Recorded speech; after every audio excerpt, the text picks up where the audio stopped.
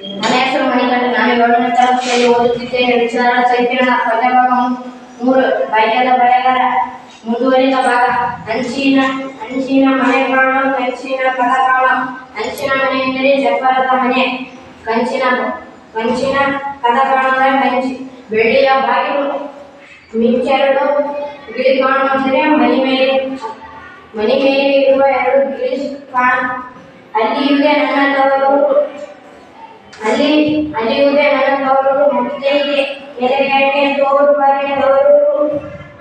ನಿನ್ನ ತವರೂರು ನನಗೇನು.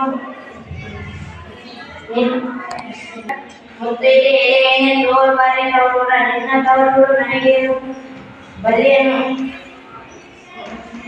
ಮುತ್ತೈದೆ ಅಟ್ಟಿಲಿ ಮುತ್ತಿನ ಚಪ್ಪರ ಹಾಕಿ ಅಡೆದವು ತವರು. ತಾಯಿ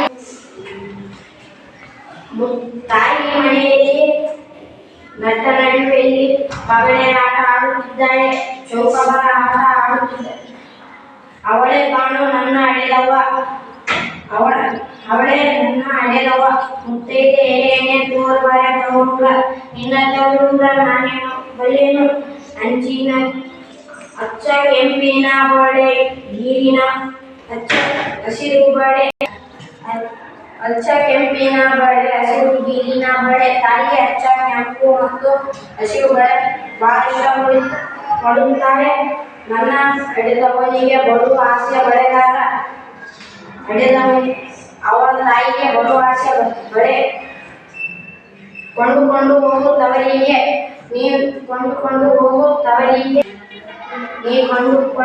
ನನ್ನ ತವರಿಗೆ. ನನ್ನ ತಾಯಿಗೆ ಬಡು ಕೆಂಪು ಮತ್ತು ಹಸಿರು ಬಳೆ ಇಷ್ಟ.